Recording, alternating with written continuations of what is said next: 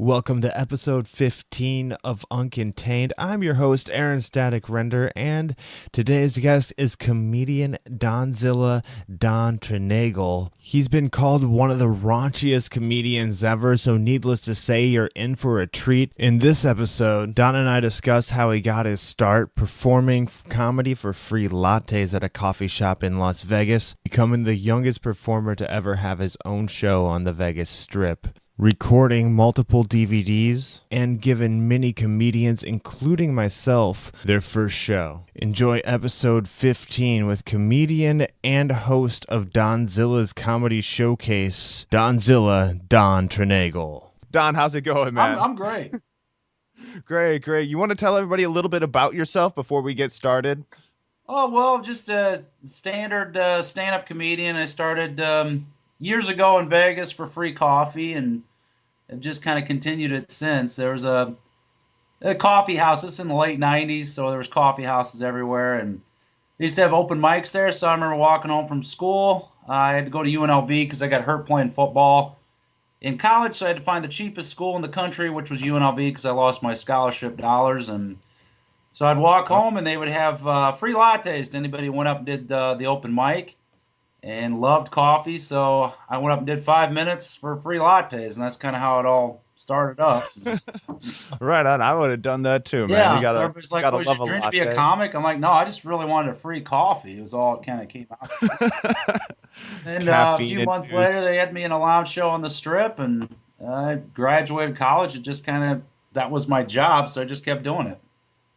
How'd you jump from free coffee to a lounge show on the Strip? Oh, some guy came down and saw me do a few impressions, and then asked me to come down and do his show, and would do 5 to 7 minutes there of just standard comic impressions. And then I got lured over to do a dirty show called Sin City Stand Up. It used to be right after the Sin City Showcase, a show they had on FX, and I did dirty impressions on that one, and just kind of bounced all over town, did work wherever. And I started off as a comic impressionist, then started doing stand up, and that's just I don't know, it's kind of how it all worked out.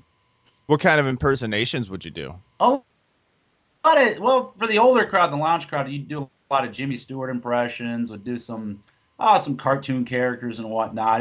They used to come to me weekly and want me to come up with like new impressions, so then I would study them and then do them for them. And like when the Star Trek Casino was done, they wanted me to do a whole Star Trek bit, so I wrote one of those up. And anything that would happen in Okay. the news, they'd ask me to do. He'd do the presidents and whatnot. And so, I mean, that would be the hard part, is trying to study some of them and learn how to do them. And I was an okay impressionist. Some guys could do it really, really well. I had just a kind of a bit of a smaller range than some of these guys. I couldn't get my voice to go up as high or do a lot of that stuff. So I was kind of Okay. limited, but I could do a few of them. They're still kind of fun. I mean, if you can do one good impression, you're a hit at a party. I mean, That's if true. somebody That's can do true. one impression, everybody. I mean, if you can impersonate your friend, everybody loves to hear somebody impersonate it or themselves or something. So I Yeah, kinda the started friend off like that. spectrum has a little bit smaller of a market, though. Like Yeah, if you go yeah. like, "Oh, here's my friend," to somebody who doesn't know them, it's kind of limited. I It's know. like, You almost would. If you're up in front of your friends, then you could do an impression. Oh, here's Joe at work or something like that. I mean, it's good for a laugh in front of 5 people, but yeah, impressionists. You don't see many of them out there. Like ventriloquism, that stuff throws me off. I'm like, I don't know how guys can do that. I know, not even move their lips. Yeah, I don't know how they do it. It fascinates me how they. I was like, wow, now that's a different kind of talent I'd never know. Hypnotists scare the hell out of me. That I don't know. They're putting people under, making them chickens and crap. That freaks me out. So Have you ever been hypnotized? no, I could never get hypnotized. The guy tried to do it, and he just said I can't. Just said he couldn't hypnotize me. Probably because I'm too wound up and I don't relax. And I was probably scared today he was going to turn me into some sort of chicken or you know. Every time somebody says Niagara Falls or something like that, you just belly flop on the sidewalk or Well, there should something. be a rule that you never hypnotize a 6'5", 275-pound pervert because they might put me in a weird place and might rape the room or something. He might Hulk me out in a weird way or something. Yeah, that could be You know, you dangerous. might not That be could able be to dangerous. control it, and then I wake up wondering what's going on. So Why am I handcuffed? yeah. And where am I? Yeah, so they'd have a lot of that in Vegas, like magicians and stuff. And I never understood some of that, how they did it. Like sleight of hand guys, I was always kind of impressed with that. I'm like, how the hell they do that? And so stand up was always kind of far down the line. I'm like thinking, okay, I can handle the dirty jokes and stuff, but geez, some of the stuff these other guys do is pretty impressive to me, really. Yeah, yeah, definitely. I can't even do like a basic card trick, let alone like make a tiger disappear, you know? But Yeah, but I mean, telling a dirty joke, I guess, has its has its place in the world. And a lot of it people does. said, It's a "Well, skill set. yeah, dirty comedy." I always thought was more risky than anything else because if you're out there telling a dirty, offensive joke and it doesn't go, you're out there on the edge. There's no coming back. Clean comedy, I always thought was way easier because you could always go back to the fact, well, I'm a clean comic. You know, if you didn't get the laugh, you could always just say, well, I'm a clean comic. You know. And so I always thought doing clean comedy was a lot easier. Doing the TV show with the cleaner version, trying to clean it up a little bit, a lot easier than doing a live show, a live recording in a bar or a theater where you got to kind of rock and roll a little bit. Yeah, yeah. So the TV show, is that the Donzilla's comedy Yeah, showcase you're talking about, yeah, just or? a standard three comic show, and it's recorded in Waterloo, Iowa. I always wanted to do it in Waterloo because everybody told me it couldn't be done up here. Okay. And I'm like, no, you can get cameras. You can get cameras anywhere. And the hardest part about it is getting comics. There's not enough comics that want to do it, or they're all freaked out by it. So that's been the tough part. But recording something in Vegas, you'd have all the comics, but then the text would be all whacked out. You'd have one cameraman that was coked out, another guy's fighting with his girlfriend. I mean, texts out there were all over the place. I mean, you had venues, you had comics, but you couldn't get guys with equipment in to organize or produce something. You know, it was really, I mean, you'd have trouble. It'd be, oh, we got a guy coming in from California, have a cameraman coked out and 2 hours late. Yeah, Yeah. that was the tricky part about it out there. But Right on. So, for your TV show, your comedy showcase, what kind of comedians do you have on there? Is it established comedians that are fresh out of open mic, oh, we've got or? both. We've got some established guys and we've got a few open micers. It's kind of like a mix. So if I get an established guy, I change the format of the show to basically one opening comic for about 3 to 5 minutes, and then the established guy for 15. And I kind of leave it open to the established guy. You know, I just kind of give him the time frame and tell them somewhat TV clean. So if they slip up, it's recorded live, but it's played 2 months later, so we can clean it up in editing if we have to. Okay. And a bunch of the episodes are played on CW and Fox regionally. A few of them are going to play on CW in Las Vegas. Few in Atlanta. Just a few different regional markets it's playing in. And for the people who aren't in the Waterloo, Cedar Rapids area, will they be able to check it out Oh, it's online, on the or YouTube and the Vimeo. Listen to me.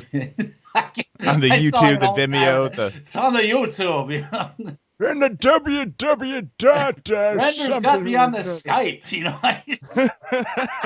So yeah, it's on that, and then somebody was going to make a Facebook page. I don't know how a lot of that works. I know how all the production side of it works, but it's strange how you get it on YouTube and then people can share it around. And actually, it's pretty amazing. The younger comics today, I hate to say it, they're such bitches because it's so easy to send tapes and clips.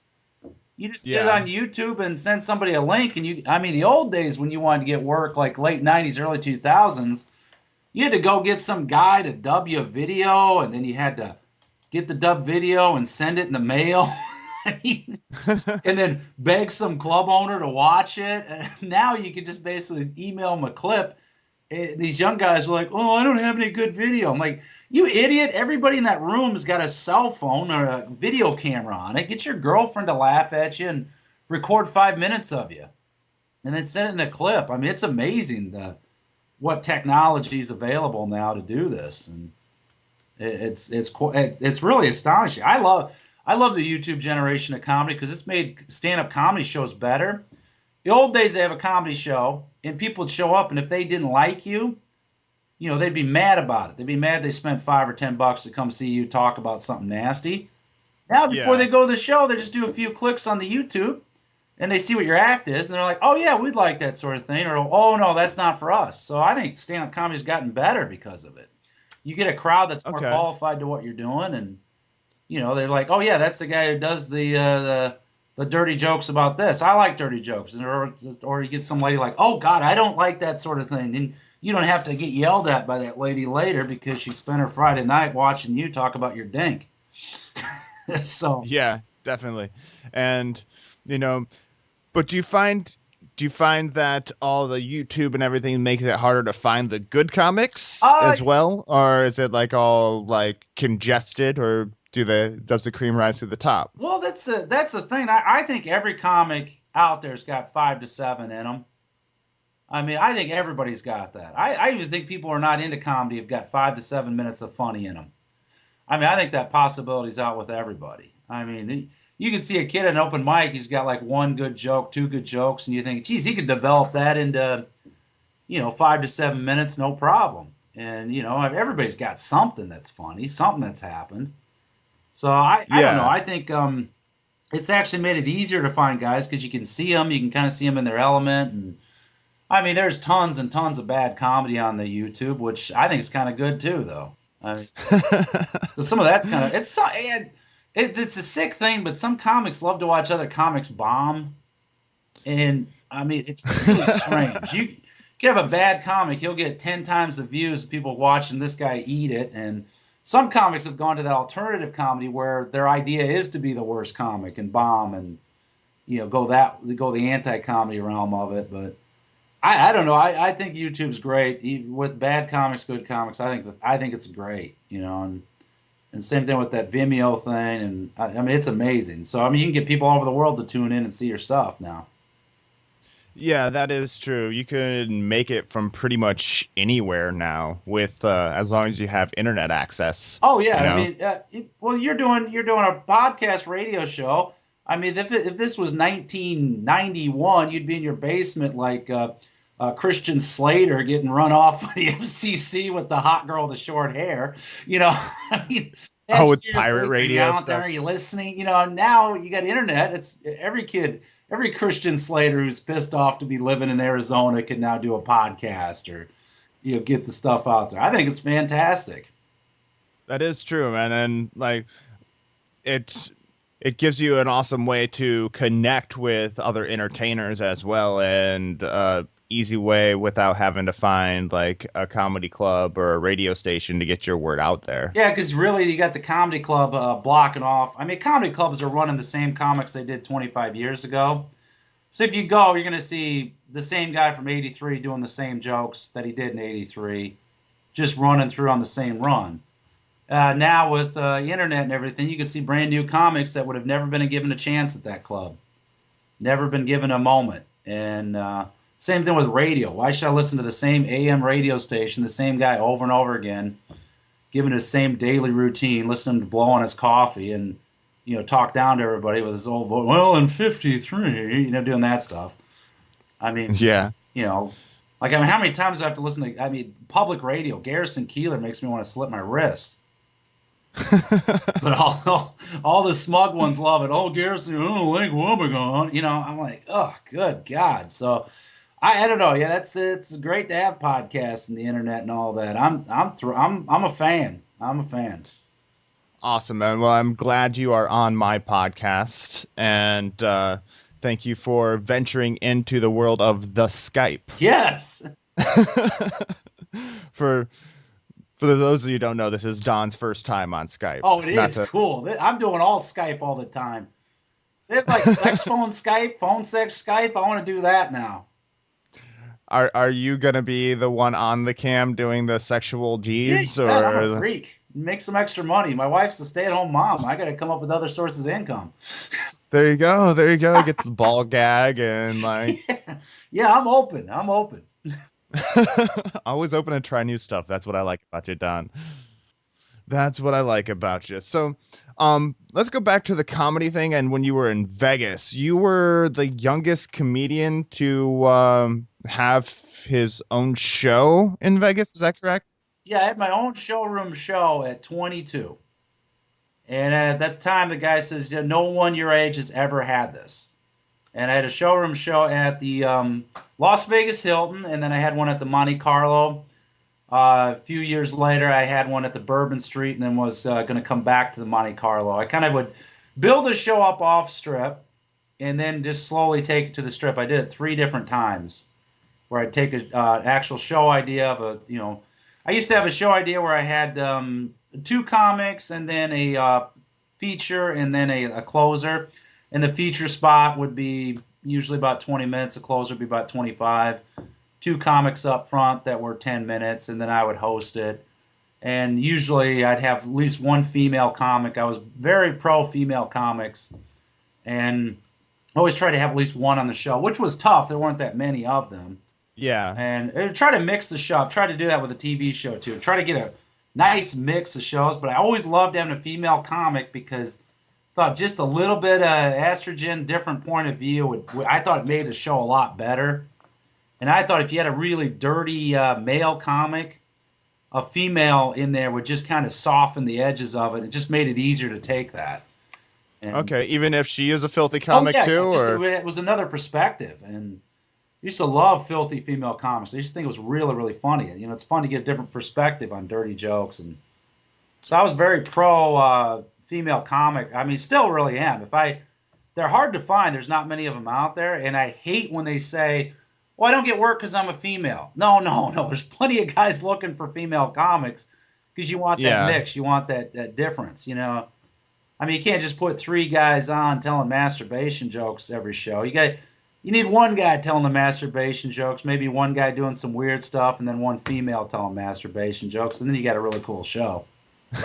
So, 2 parts masturbation, yeah, I mean, two different perspectives on masturbation. You have 3 heavy-set guys talking about the same thing. It kind of runs together, and yeah, masturbating and Krispy Kreme. Yeah, so you need some different comics on it. So I used to be able to put together a pretty good show of local comics, and then we had a crowd in Vegas. That's the thing. Everywhere we went, we had a crowd follow us. So I was able to build a pretty nice following out there. So that's what led to a lot of the shows. Because they told me once at the Riviera, Crazy Girls was a hot show at that time, and everybody went to it. The show wasn't that good.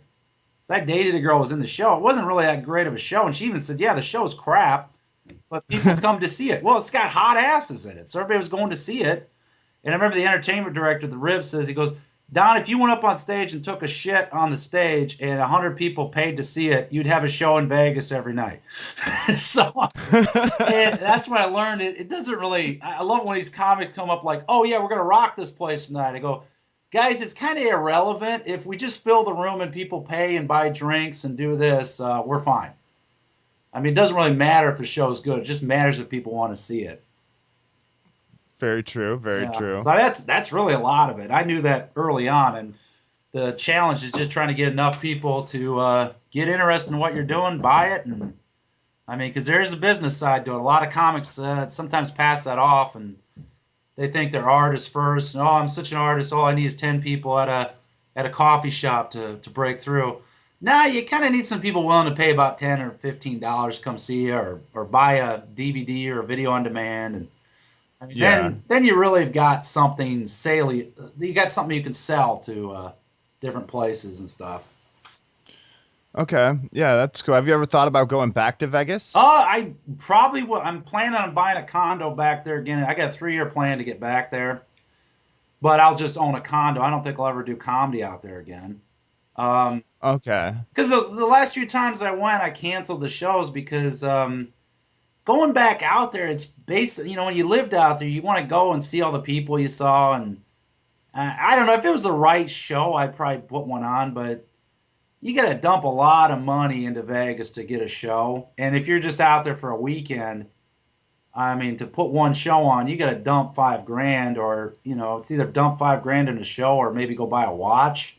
I mean, so you kind of, I don't know. In the live show things, sometimes anymore, if you're doing a live show, if you're not recording it, I'd much rather record something really good somewhere and then put it on the YouTube or the Vimeo and have, maybe 5,000, 10,000 people see that, as opposed to dropping $5,000 to do a showroom show in Vegas that maybe 100 people will come to, maybe 200 at the most. So Yeah. that's kind of how I look at it anymore. And I thought you ended up doing a show in Vegas just a little while back after a benefit got canceled in yeah, we did a show Ottumwa. there for raising money for UNLV Film School. But I mean, that I can only be so generous. I mean, when you do a show and then give all the money away, and really, I ended up going to Owine, Iowa anyway, and doing it at a restaurant. And so I did 2 charity events this year, and kind of blew a lot of money and gave a lot of money away.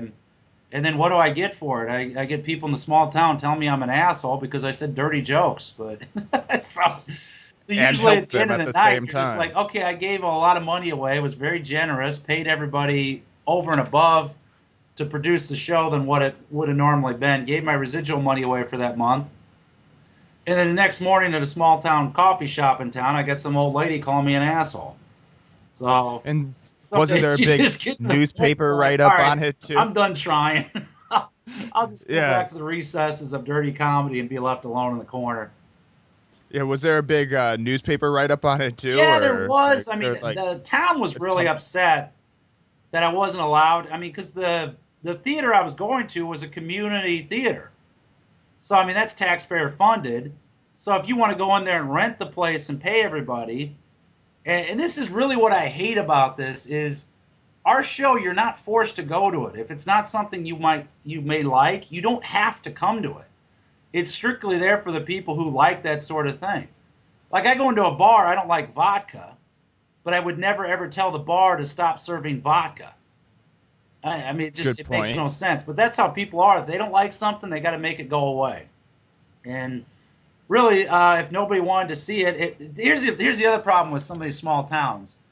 If the material is too offensive that no one would want to see it, then they should want my show to come into town, because then I'm paying them money for the theater. I'm renting and paying everybody. And if nobody shows up, I don't do the show anyway, and they already got my money.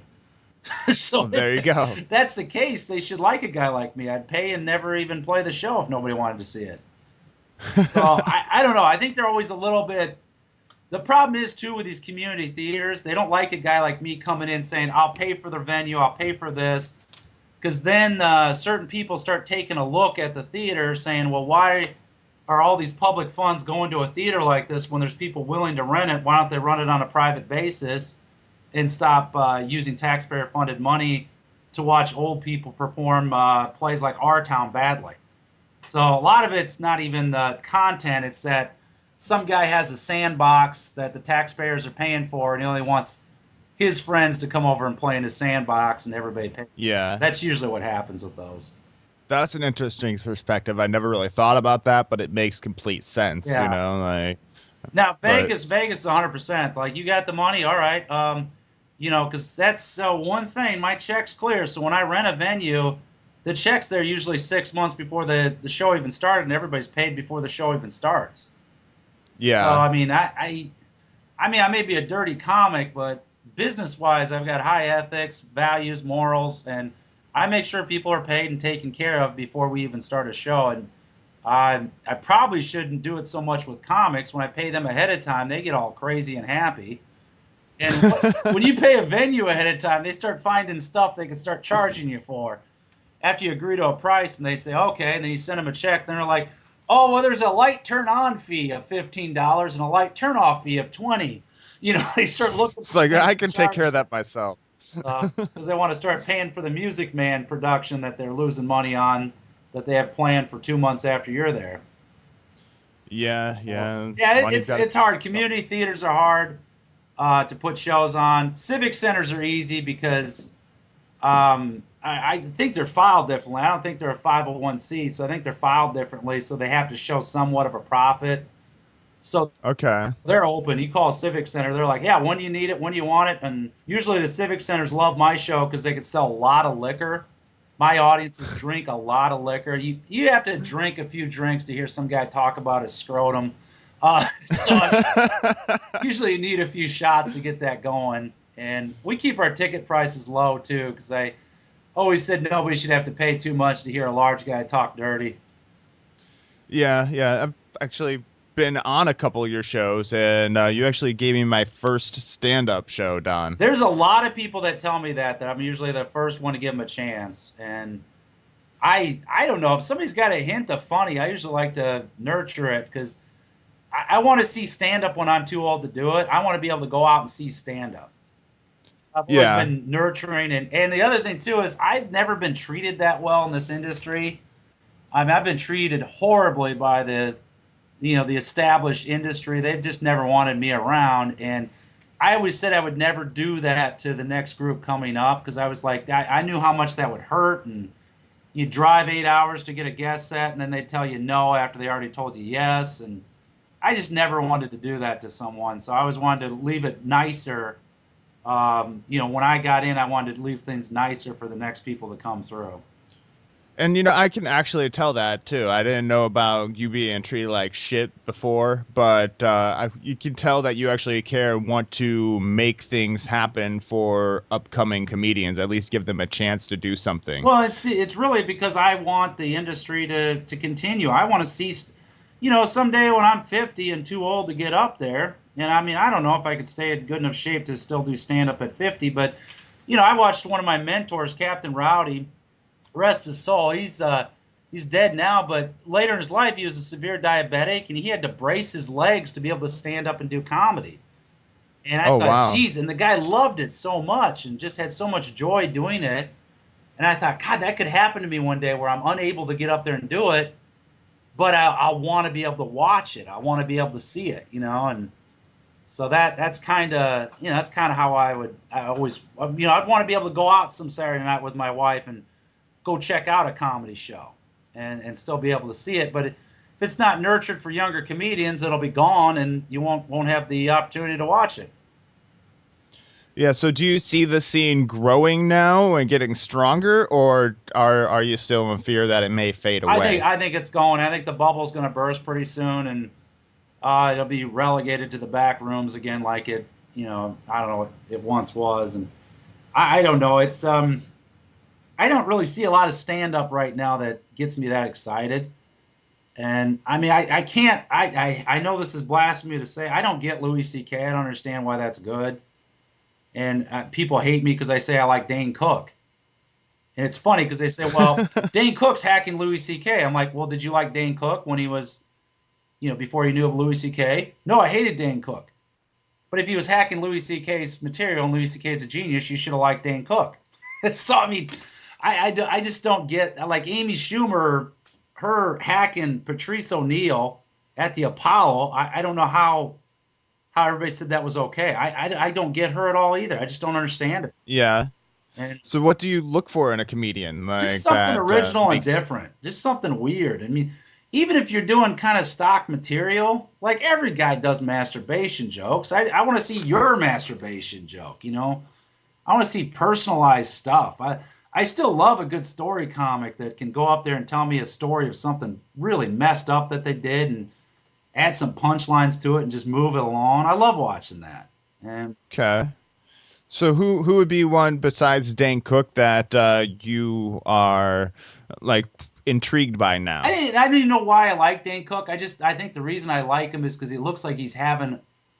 It looks like he generally loves doing stand-up comedy, and I'm drawn to that. I'm drawn to enthusiasm. I always have been, and I don't know. I haven't seen many comics lately. God, I'm trying to think of a few that I could name off that I watched. Jay Moore, I watched his special. I really loved that his last special.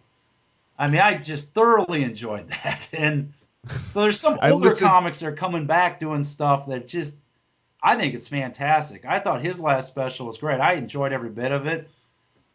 His wife wrote that. Dice Clay put out a show called The Blue Show where he had some dirty comics. And that was just classic Dice. I loved that. I loved watching him host and put that show together. I adore him. It's good to see Dice doing things again. I know, and it's funny going back to the tough guy routine, and he's just a little Jewish guy, and he still does. I love the routine. I love Dice. I adore him. Hey, I mean, I know him and my all-time favorite comedian, Sam Kinison. I know they had a feud and everything, but I love them both. I mean, Did you know? Well, I listened to the Jay Moore podcast. You were like talking about his stand-up. Did you know he says his wife wrote that whole thing? I could believe it. I bet she has a funny Nikki perspective. Cox. Yeah. I mean, you can't be married to a comedian and not start seeing some stuff. I mean, my wife's like, come up with some things where she's just going off and mad, and I'm sitting there writing some of the stuff she's saying down. Because pissed off women can do some really funny stuff. Yes. Yes. But Definitely. I bet you anything he's sitting around with his wife, gave her a writing credit because she was railing on about the ID channel and everything. And I mean, yeah, I can imagine. I bet she's got a funny streak. I saw her at a TV recording of that Unhappily Ever After. Met her and Bobcat the same night, and she was younger then, but God, she was a knockout. She was gorgeous. Yeah. So for her to be with Jay Moore, you know she's got a funny streak there because he's a brilliant stand-up. I think he's great. He is a funny guy. Yeah, I haven't seen much of his stand-up lately. I just listen to his podcast for the most part, and Unbelievable it keeps me impressionist. laughing. He's a really great impressionist too. He does a really good walk-in. Yeah. Does Colin Quinn to a T. I haven't seen him do it, but I heard it's really funny. But the Yeah, Norm Macdonald he did on that special had me and my wife. We were just rolling over that. God, we were doing that for 2 weeks. We just kept, I hate Patty. I mean, it's just killing us. So that was fantastic stuff. He has conversations between like himself and Colin Quinn or whoever he is talking about. And, it sounds like he's actually having a conversation with that person, which is impressive, being able to switch up a voice like that. And some guys just have a talent where they can impersonate. I mean, some guys just really have it. I actually learned a little bit about Walken from listening to his impersonation. It's not just all the up like, yeah, Yeah, he's really got it down because he was on that movie with him. So he probably got a chance to sit around and soak him up for real and really, get that set in. Oh yeah, Suicide King. Yeah. He did talk about that working with Walken. He like studied all his mannerisms and noticed instead of just the high pitch, the up energetic part of the voice, like which I discovered is a combination between like an East Coast accent and Valley Girl. Well, it's interesting because a lot of guys do a Christopher Walken impression, and it just doesn't get old. It's funny. I mean, everybody doing a Christopher Walken impression is funny. It just, even bad ones, they're funny. It's such a funny character to impersonate. So, I mean, I don't know. Anytime I see somebody do it, I get a kick out of it. I mean, it's like when somebody does Arnold. It's funny to see somebody do Arnold Schwarzenegger. It just cracks me up. Yeah, there's two different kinds of Arnold at least. Yeah. There's the one, that get in the chopper, like get down now. Yeah, it's funny. It's funny to hear it. And then there's like who's your daddy and what does he do? See, like I said, it's funny. Arnold is funny. So, I mean, yeah, I don't know. He does Walken probably better than anybody, and yeah. I mean, everybody's pretty much doing an impersonation of Jay Moore, doing an impersonation of Christopher Walken. That's pretty much. I mean, it's really where it comes down to. And I don't know. You watch Walken, and sometimes you're thinking of Jay Moore doing his impression while you're watching him. Christopher Walken starts doing an impersonation of Jay Moore doing an impersonation of him. It comes full circle, and your brain explodes.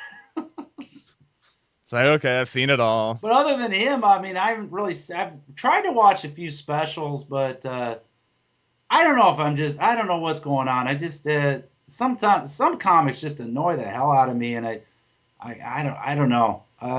The thing is with it, I just want to see something a little bit different and messed up. And I haven't seen Kevin Hart's stand up, but the guy really makes me laugh, so I got to go watch some of his stuff because he makes me laugh in movies. The guy's just funny to me. Yeah, I actually got to see him when I was in college. He came and performed at my college back in like 2004 before he was big. He was just doing college tours. Yeah. And saw him with like a crowd of like 20 people. And then later on, he's like, oh my God, Kevin Hart. He made it, the overnight success that took 10 years, Yeah, and I think he's very, very funny in movies. And I thought some of these roasts I watched, I thought he was pretty funny on those. So, I mean, other than that, I don't know. Wendy. Oh wait, that God, what's that girl's name? The really really attractive girl does not get credit for it. Oh God, they always make dick sucking jokes to her on the roast. Whitney Cummings. Whitney Cummings. I saw her special, loved it. I thought she was great. Yeah, she's kind of had like, at least from what I've heard of her, kind of similar to like a Sarah Silverman type, but a different way. Yeah, and I kind of like Sarah Silverman. I watched one of her specials, and I really enjoyed that. I watched one of Margaret Cho's. I think it was a couple weeks ago. I really liked that one too, because I've always kind of liked her. But the Whitney Cummings, I think she's just I think she's just classic. I think she's gorgeous, but I think her comedy is very very good, and I thought she was fantastic in that. I don't know what the special was. I can't remember the name of it, but thought it was very very funny. I really enjoyed it too. I thought it was really really good. Do you ever watch any of the Netflix comedy specials? I try to get to some of them, but if I'm watching the Netflix, my wife's got control of that, so I get Trailer Park Boys, and I don't get to watch much else because she only allots me a certain amount of time with the Netflix, and then I have to go to another TV because she's watching ID channel or some. I don't know. Women always want to watch something like that where hot girls are getting chopped up by weird dudes. I don't know what's going on. They're always watching that stuff. I know. Tell me about it. Like Lifetime television, television for women. Yeah, they love to watch other women get their asses kicked. I don't know. Exactly. It's like, oh, this is a nice touching story of how a woman got Yeah, then beat. they have the audacity to say that porn is degrading to women. I'm like, well, nobody's getting beat up in this. I mean, that is the guy true. may be slapping around a little bit, but she's into it. It's for fun, you know. I mean, I don't know. Yeah, so that some of the stuff she wants to watch, she loves serial killer stuff. Kind of scares the hell out of me. You might want to keep an eye on her. Study that she can kill me and make it my fault, make it like a big mess, look like a weird suicide. So some days I get a little nervous over that. So, and my wife does not. She doesn't have much patience for stand up. So if we start watching some stand up and she doesn't like it, we got like 3 minutes and then I have to turn it off.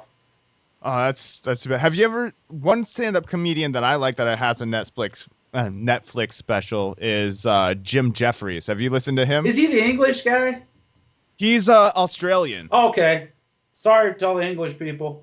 Well, yeah, I saw like a few clips of him, but I don't think I've ever seen him in a full show. He's got some funny stories. He has a storytelling ability with the punchlines, like you were explaining earlier that you like to see in stand-up comics, and somewhat dirty and entertaining all the way through, drinking a beer the whole time through the show. Yeah, I kind of like that.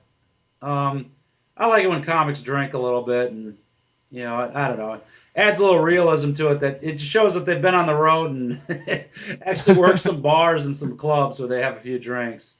Yeah. So, you have a few video on demand specials coming up, right? Yeah, I've got 3. The video on demand, I'm doing Adult Volume 1, Adult Volume 2, and Adult Volume 3. It's basically all the material I've done for like the last 10 to 15 years. And I'm just going to put it into 3 piles, record hour sets, and then just release it on video on demand.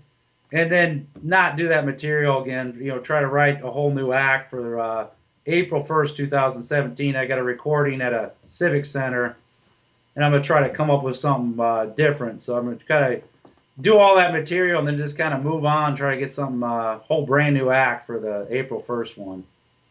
Okay, April 1st next year? Yeah, 2017. And 17, all right. That's when I'll record it and then try to, I don't know, maybe the last time I tried to do like DVD and Blu-ray, because DVDs are kind of going out, but I always wanted to have a Blu-ray, but maybe I'm doing the wrong thing. Maybe I should just record a record or something, go old school, or maybe try to get the hipster market. The hipsters would like that. Give away a free cardigan with it. Yeah, you drink Pabst Blue Ribbon with it or something like that. But I don't know. Just I always wanted to do one Blu-ray, and so I'll see where that one, if it's any good. It may suck too, so I'll have to see. But it takes a while to write an act. So if I work real hard and kind of get to it, maybe I can come up with something pretty, I don't know, okay, pretty good, funny. It's just something a little different. Maybe something a little fun to do. right on. Challenge yourself a Yeah, little I don't bit. know. I mean that's one thing I've always, because people always say, well, what do you want to do in stand up? And I'm like, what do you mean? They go, well, what's your goal? I'm like, well, to do stand up. That's pretty much all I ever wanted to do. I mean, they always think you want to be on like some sitcom. I'm like, no, I just want to do stand up, produce it, and release it, and maybe some people will buy it and like it. That's really all I've ever wanted to do with it. And Yeah. So, are you just sick of doing your old material right now well, you and want to move on, problem is or I'm getting like, old, so you can't really do jokes about running around trying to fuck something. I mean, you sooner or later you kind of have to graduate from that. So that's kind of a lot of it. It's like, okay, you're getting old. It's like that scene from a wedding, the wedding singer. Nobody wants to watch an old guy hit on chicks. It's sad. So now I've got a kid. I got to kind of write new family jokes, kid jokes. You got to come up with that. You're going to have to graduate to other material. yeah? And I know you said you don't like Louis C.K. But that's kind of when Louis C.K. became big after he had his kids Yeah. and kind of made it more about what he was And going I through know with it's that. And unpopular, but I love the movie American Hustle because Bradley Cooper beat the shit out of him in the movie. I love that movie, and that seems like great because I'm like, God, I would love to beat the shit out of Louis C.K. because he reminds me of that smug prick that hung out at the coffee shop doing open mic, talking down to everybody. That's what he reminds me of. So I have trouble getting past that, where he really, thinks he's so brilliant. I mean, I just get that sense from him, and I've watched his comedy trying to like it. I something about him, I just can't like him, and his material kind of frustrates me a little. I don't know. I think people want him to be some genius that I don't know. I'm just not getting it, I guess, and maybe that's just me. I'm just not getting it. Comedy is so subjective. There's a lot of stuff that, well, hell, there's a lot of people that don't get the help what anything I'm doing. So I mean, I can't really get mad about it, but I hate when people keep pushing. Oh, you gotta like Louis C.K. I'm like, no, I can't get into him. I'm trying. I tried with the Amy Schumer. I'm just not. I can't get into her either. I mean, yeah, I think this goes back to a reference you made earlier that makes perfect sense. The whole vodka at the bar reference, yeah. like, And the things with Amy Schumer is I watched that special at the Apollo with that, and it wasn't really a hack joke. It was just a stock joke. But if you're doing a comedy special, I don't want to see stock jokes from you. I want to see. I don't even care if you're doing stuff that isn't really good. I want to see your stuff. I'd rather tell, insights and stories. I mean, I mean, she's a major, major figure in stand up now. And I was expecting more from her, I guess. And I know they would go to, oh, it's because she's a female. And, well, and there's just some stuff she does that I just don't like. I mean, if you're going to be a dirty female, own it. And then she rails on some kid that made a picture that said, oh, spent the night with Amy Schumer, not the first to say it. And she got all pissed at him. It's like, calm the fuck down. I mean, you put that yeah, sort of thing out there. I mean, if I come walking in a room and they say, "Oh, there's that Donzilla guy. Hide your daughters. There comes the freaking monster," I'd laugh that stuff off, or if somebody repeats your own jokes to you, that's kind of an honor. I mean, if somebody came up, "Oh, look at the size of your forehead. Oh my God, look at that." I'm gonna laugh it off because I've made jokes about my forehead looking huge, and I mean that. okay. Yeah, I ain't gonna be mad like, "How dare you insult my forehead?" I'd be like, "Yeah, get a picture of this monster's forehead, do you?"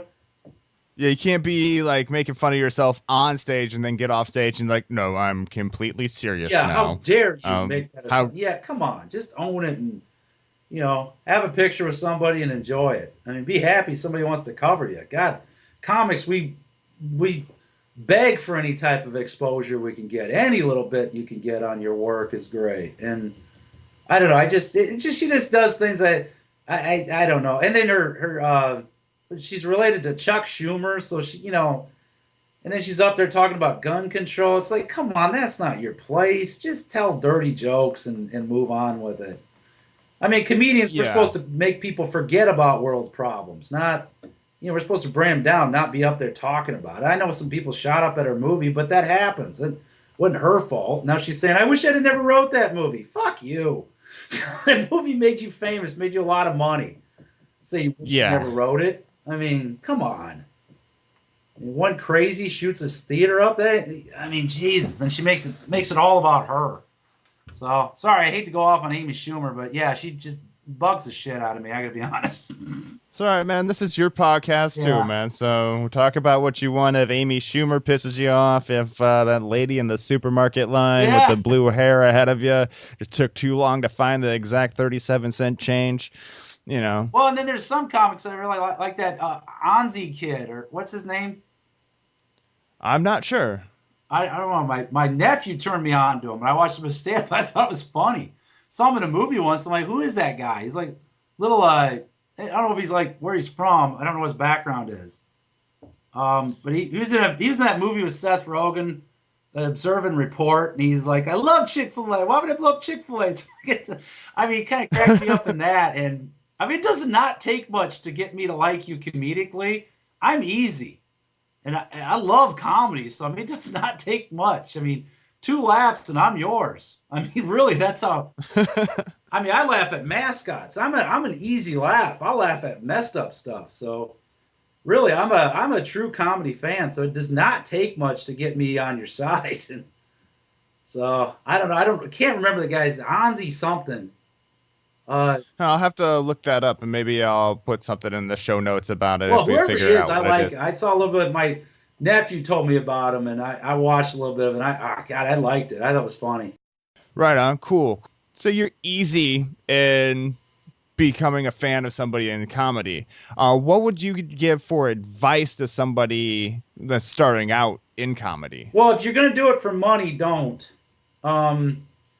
Because I mean, there's not much money in comedy. You have to really produce a lot of stuff and get a lot of residual money to make a decent living in this. And you have to work a lot of road shows anymore to make a decent living. So if you want money, stand-up comedy is probably not the way to go. I always tell people, it's like, hey, I want to get into stand-up. I want to make some money. I'm tired of my job. I'm like, go into real estate or sell life insurance or sell loans. You know, be a loan officer. Go into get into the stock market. Get into the financial sector if you want to make a pile of money. I mean, Yeah. if you really enjoy stand-up, then do that. I mean, just do what you really like and don't think about money. Just do something because you really like to do it. And you'd be amazed if you really do good work on something and put a lot of passion into it. Money just kind of starts to show up. If that's not if you make something that enough people really like and you put something out that's pretty good, money just shows up. I mean, my biggest seller is probably the cheapest DVD we made. And I don't know. Some people think it's a complete piece of shit, but the thing sells like crazy. So some people really like it. I mean, and it's just bar comedy, dirty, straight ahead, drunken bar comedy, and it sells like crazy. And Which DVD is that? X-rated. I think it's because people think it's porn, which is kind of pathetic. It's like, just read the subtitle. I mean, even every porn I've ever gotten, I do a little research on it to see what it is. I mean, you kind of see what you're looking at. You turn over the cover and look on the back, the pool boy, whatever, it gives you a little bit of subplot in it. It's like, ooh, X-rated. This looks good. Yeah, X-rated. It's like, okay, well, look at it. It says stand-up comedy by, some oversized pervert getting drunk on a stage. And then worst reviewed DVD I've got from, like, users, because I think people think it's porn and they get pissed at me when it's not. So maybe it's not that good comedy-wise. Maybe just people are thinking it's porn. So maybe I'm pulling my wife is just saying you should name everything you do should be X-rated Volume 1, Volume 2, Volume 3. So there you go. I don't know. But then the people who like it and buy it, because I notice people rent it and then they go back and buy it, and those reviews are real good. The people who buy it really like it. So I don't know. I just got some people that are mad trying to hide their online porn habit from their wife, saying they're renting something on the Amazon account. But the other platforms it really does well on those too. So right on. So just do it because you love it, not because you're trying to make the money yeah, on it. because you're going to be disappointed too soon. And I mean, it's I've got a lot of comics telling me I'm the first one that's ever paid them, and they get all excited. Some comics get too geeked up when they get a check with their name on it for comedy. And it's like, no, guys, it's not going to. Then I want to do everything you got. I'm like, no, it doesn't really work that way. Yeah, because you gotta cycle through so people don't get sick of their Well, own. there's just not. I mean, there's not as many shows on the road as there used to be. I mean, a lot of clubs are dying off and closing, which I think is good because I don't think the comedy club has much to offer anymore. They're running on the same formula they have since 1983. Comedy had a boom in the 80s, so they're just waiting for it to come back and using the same players. The comedy clubs have kind of passed over two generations of comics, Yeah, and these guys have gone to like coffee shops, bar rooms, pizza shop corners, anywhere they can go to do stand up. Some of them rent theaters to do it, and the comedy clubs really did a disservice to a couple generation of comics because it could have helped both. I mean, the comedy club would have been helped by it, and so could have the comics by being able to showcase in these rooms. But comedy clubs want to go with what they've been doing since the 80s and 90s, and I mean, they're closing, and I think it's a good thing. I think it needs to die to be rebuilt in a better way. so where do you see comedy moving to then? Well, I think the comedy club can. I mean, it could be rebuilt. I think there'll be new comedy clubs that open up that are different. I mean, the reason I know this, I mean, not really know this, but the reason I think this is because I had a comedy club and I watched what was happening. And I saw how hard it was to make money. And you had to paper the room. You have to give away free tickets to a comedy club to get people to come in to buy enough drinks to make the comedy worth it. So I Yeah. mean, I don't know. I never thought that was really going to work. And I don't know. It's almost like they have to pay to get out of the club. That's kind of what a comedy club works on. Meanwhile, some kid down the street's putting on his own show, charging $5 a ticket, and he's getting 100 to 120 people to show up on a Wednesday night to watch, guys that are semi-pro and amateurs do a five comic showcase. Yeah. And then the comedy club's mad, saying he's ruining the business down the street. It's like, well, you want this kid to do 3 minutes open mic once a month and give him a chance in 10 years? Some guys don't want to wait that long. And meanwhile, they're moving on a kid who's got, a nice little fan base in a town that could fill up a comedy club with those people drinking in there. Yeah.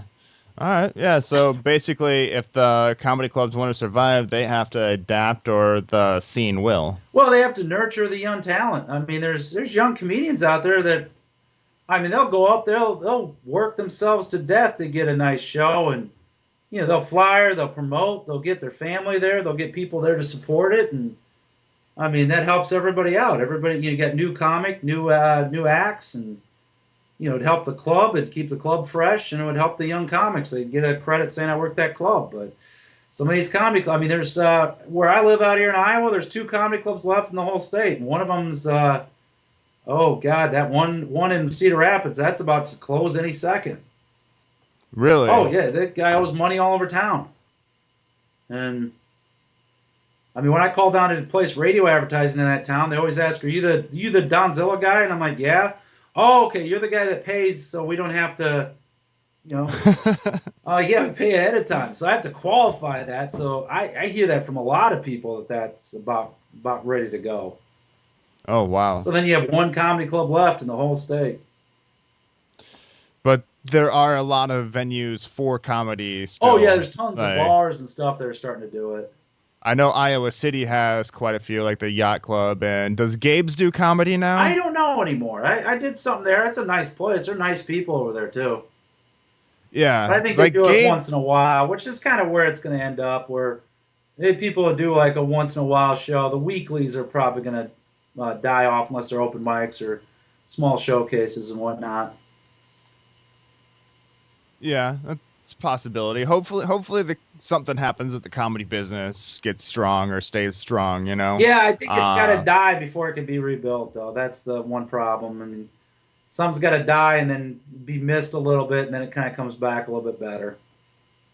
yeah, the whole supply and demand thing. Yeah, I mean, it happens with music every so often. Certain types of music die off, and then you kind of gain some nostalgia for it, and it comes back. And I mean, I don't know. Yeah, All yeah. depends on what these hipster kids are going to like in 5 years, or what their children are going to take to. So, I don't know. I'm just hoping it sticks around because I love to watch stand up. So, I mean, I'm hoping it's around in 10 years, 15 years, and 20 years when I'm too old to get up and or nobody wants to hear an old guy talk dirty. I'll have to hang it Don, up and sit down and watch some. Become a I don't fan. see you getting too old to go on stage. I see you up there, like 80-year-old, shaking like Bob Hope I hope was. the hell Like, not, man. I I don't know if I'll feel make it like 80. you remember Yeah, when we used to do dirty things that people that nowadays would get arrested for. yeah. That would be nice to have that kind of endurance and perseverance over the years, though. God, I mean, some of those guys have been doing it forever, and it's still funny. Like, Bob Hope was always funny. Yes, Yeah. yes, and So I don't know, he like, just kept at it till the end, well, man. who's the one old guy that oh God, I hate to say it this way, the Jew. Don Rickles? Oh yeah, he's great. I've seen him, but um, Um, the yeah, what's his name? It's like the Lewis Black. oh, Lewis Black. Yeah, Yes, that he's guy is older. He's still awesome. raging up there. I like that Jew. He's a good guy. I see him going out on stage, like as he's all worked out, just have like a coronary. Yeah, he might have a massive heart attack and worked up over a Starbucks across the street, just drop dead. But I mean, I still like one of his bits that always like rings out to me is he was like talking like, next time I go to Los Angeles, just remind me to take two sharp sticks, jab them in my eyes, and move them around. yeah, I like him. He's just pissed. Yeah, it's a funny routine. So I don't know. Yeah, you Yeah, guys. The thing with comedy though is you can do it when you're older. I mean, it's that not like is rock true. and roll. You don't really have a shelf life with some people. Of course, God, I don't know. Rock and roll, the generation's still doing that. I mean, those guys are old and they're still doing it too. So Still wearing spandex and all that yeah. shit. So I mean, you know what? When it comes down to it, fuck age. I guess. I mean, I guess you don't have to act your age. I guess there is no Look, limitation to that. You can do it if you want to do it at 70. Hell, have at it. I guess if they can get away, but really, who really wants to see a 60-year-old dude in body glitter and spandex? Well, apparently some people do because they're still feeling. Oh, that's probably the nostalgia of it, though. Maybe it makes them feel like they're Yeah. like back I in mean, the my sister just 1980s. bought a ticket to see Rick Springfield, and she loved it. I mean, I went with her to see Bret Michaels. I loved it. I heard text my Right wife in on. the middle of the concert. I'm like, "He played Every Rose Has Its Thorn." She texts back, "Fag." Like, you just don't get it. Bret Michaels is awesome. Did you watch like the Rock of Oh, I Love too loved and it. stuff? Loved it. Oh man, that those dating shows are a big joke, which are kind of funny to watch sometimes, but it's like really find myself just asking really the whole time. Well, you know what, Static? You don't watch it to watch the one girl that wins. You watch it to watch the 25 that are going to lose. That is I true. mean, Going really, down. that's kind of the allure of. That's why women love those shows. They love to watch hot chicks get rejected and cry. I mean, they're really watching it for the ones that are going to get turned down. Like, yeah, take that, you bitch. You're not good enough for them. They just part of them love to see that. Yeah, yeah, that goes back to the whole Lifetime channel thing. Women get it and always beat or cheated on, and oh, that's good quality television Yeah. programming for women. Well, and then everybody talks sanctity of marriage, but yet we watch The Bachelor. I'm like, you really want to go on the sanctity of marriage right now? I mean, you got 25 kind of semi-slutty women willing to do a lot to get a rose. Exactly. Yeah, And like there was a guy from Iowa was on it, and everybody played up the farm thing. I'm like, no girl from New York, Chicago is going to want to come live on a farm. That no, guy was behind the no. 8 ball on that. I mean, he had the good good Iowa farm boy thing, and but my mom's like, well, what if you're on that show? I'm like, no, I'd embarrass everybody. If I'd fuck all 25 of them if I was on that show. Put me in a room with a girl's willing to fuck for a rose. My God, I couldn't. I mean, I'd be like I'd be like a bulimic at a buffet at that point. I just couldn't. I couldn't work it. Binge and then Yeah, purge. I'd just go after it. All right, all right. That right there, that is good quality TV right there, Don. You bet, buddy. You bet. who will do me for a rose? That should be the next the next Bachelor. It's kind of why we watch, and then I don't know. Fucked for a which one he's rose. gonna pick. Fucked for a He's gonna rose. pick the slutty one. Come on. Yeah, there you go. Then get a divorce down the line. You got your 15 minutes of shame and 30 groupies. This show's just entertainment. I mean, nobody's really gonna get married. I mean, I wish at the end of the show they'd force whoever you pick to get married. Yeah, that'd be. I mean, pick a rose and bring the stakes priest a little out bit. right there, and let's just go with it. Raise the stakes a little bit, make it more real. Yep. All right, here's the minister. All right, get the rings. Let's do this. And there's a clause here: you have to stay married for 10 years, or else, you have to pay back everything you made from the show. Yeah, then you got to pay back the house fee and the house rental and the cleanup and. Yes, that's it. All right, Don. Well, let's go. It's about that time to start wrapping things up here. I have a question that I ask all my guests. It's based on the name of the show, Uncontained, and it's how do you live uncontained, meaning how do you go against society being like, you can't be a stand-up comedian, you can't go out on the road, you can't have a show in Vegas, you can't perform for coffee if you want to, but what do you do to break the constraints of society, and how do you live uncontained? Well, I've been told I can't do anything my entire life. I live in the Midwest. There's always, unless you want to start a family and run a farm, basically they'll tell you can't do anything. I've been told I couldn't do things my whole life. But the main thing is I hate when people tell me I can't do comedy in a town. Like I'd go into a town, ask a club, hey, can we do a show here? No, we don't want anything to do with you. Okay, I'll go across the street, rent the theater, and do a show right there. If I want to do a show, I will do a show. I will rent a place. I'll build a goddamn place if I want to do something that bad. I'll get out there with the Amish and build a freaking venue with a stage and shit and do a show. So nobody has ever been able to stop me from doing what I wanted to do. And nor should anybody want to stop anybody from doing something. As long as you're not doing something illegal, what does anyone care? And I would never, my wife, if she wants to do something, I let her do it. It ain't hurting me any. What a great world when we just leave each other alone, let each other do what we want to do. Yeah. So it'll make a lot better country if we start leaving each other alone and letting people pursue the things they'd like to do. If somebody wants to play golf every Sunday, who am I to tell them outside of the weather that they can't do that? Somebody wants to go to movies on Tuesday night. Who am I to tell them they can't do that?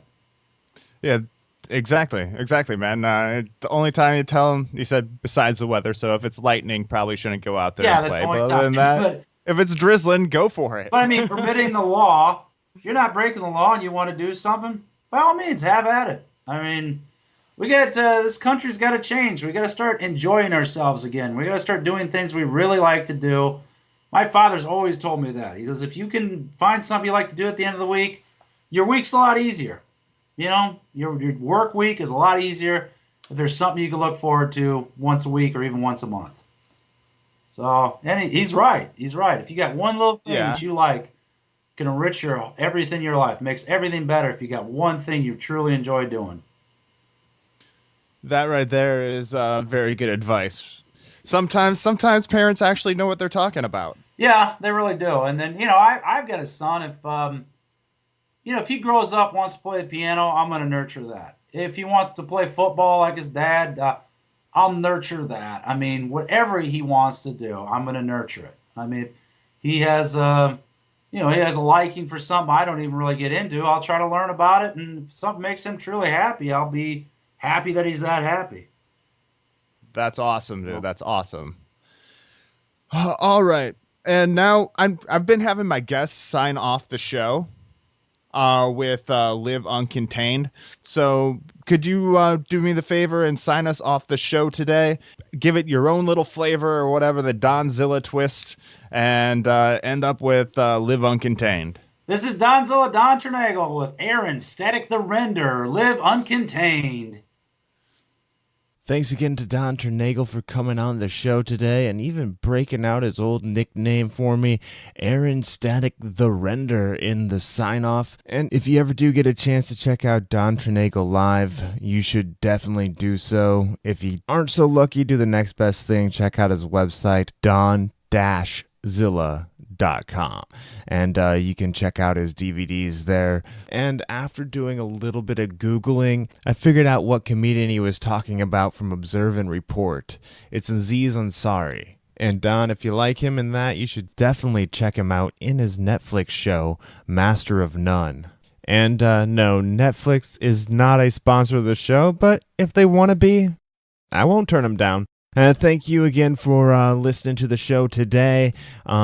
Please, if you want to help out the show, please rate, review, subscribe in iTunes, Stitcher, or just share us anywhere, whatever pod player you listen in. Share us on Facebook, share us on the World Wide Web, share with all your friends, share us with your grandma if she's cool. I don't care. But yes, thank you for listening. And as always, until next time, live uncontained.